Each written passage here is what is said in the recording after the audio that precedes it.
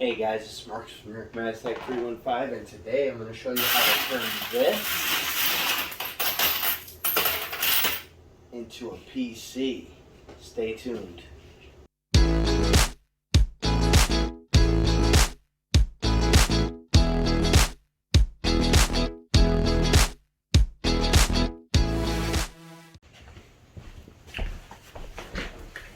Alright guys, so we're able to do it. We were able to cash in our change and get around to $80.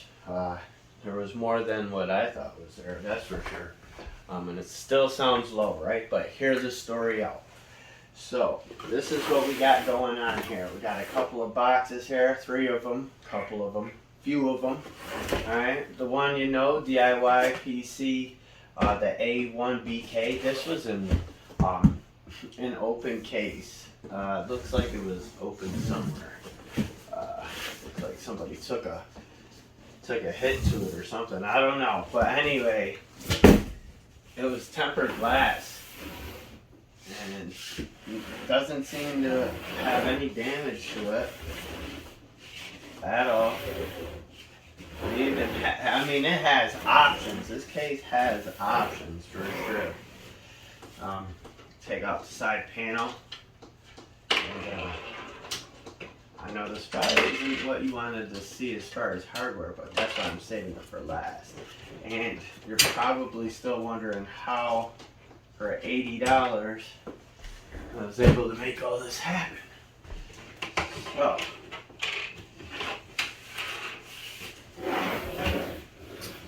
you could definitely put a 360 millimeter rad in the front. I think a 240 might fit up in the top here. I'm not sure that a whole 360 would fit.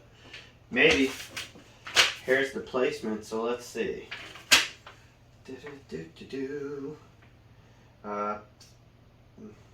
Shows fan placement, 120 meter fans. You know you could put 320 millimeter fans in there. You could put 2 on the top, 1 in the back. Doesn't actually show rad configuration, so I guess I would say I think most 360 millimeter rads will fit in a place where 320 millimeter fans fit. The only thing is the tubing, and remember, tubes down, I believe it is, or whatever it is that Steve from Gamers Nexus, make sure you hook up your AIOs correctly. I think I had mine on the top going down, and I think it's supposed to go up, but he's got a great video on that. A lot of people reached out asking questions, so make sure you get your AIO is hooked up. We're not using AIO today, so we won't have to worry about that, but definitely has room for ATX, micro ATX, ITX if you really wanted to put it in there. I don't know that it would hold full ATX, but it looks like it can for sure. The back here does have caddies, which are cool for your HDDs. Not sure why they went Molex with a. They went Molex with no PWM adapter, like no 3-pin, no 4-pin. So I guess that's where they save money. I'm assuming the airflow comes through here.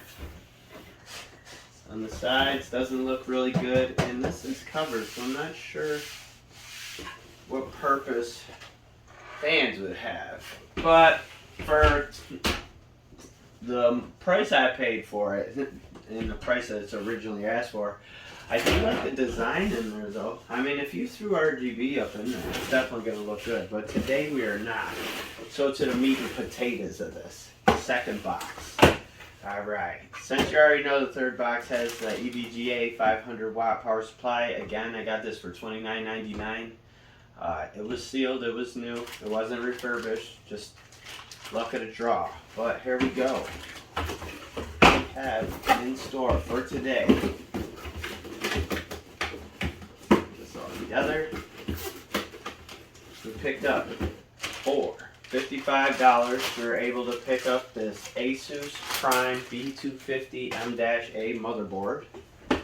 We paid $17.89 for the 128 gigabyte M.2 SSD by SanDisk. It's the X300. We had the RAM laying around. I believe it's 4 gigs, but I could be wrong. Let me see.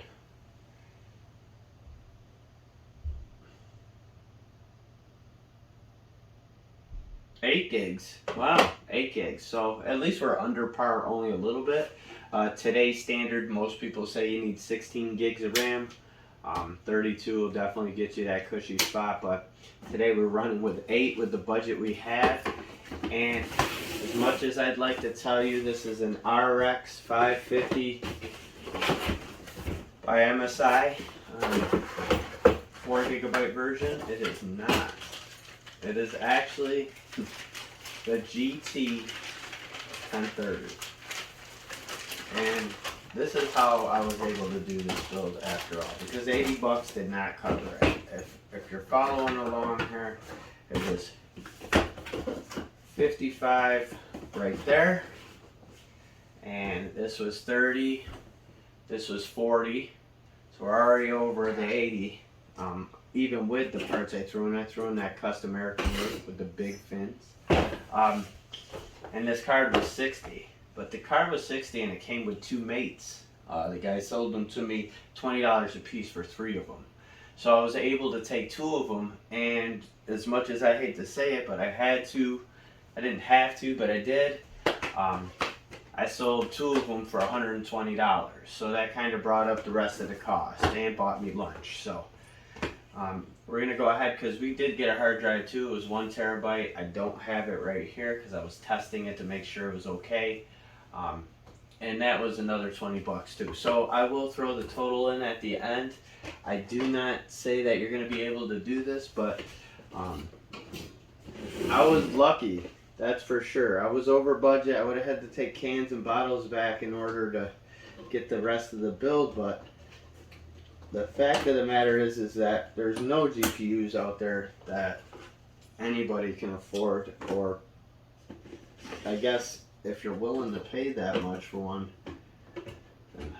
that's great, because they're up to 300 times the amount. So I did take a liberty of throwing the G3900 in, pasted it to make sure it was working, the motherboard that is.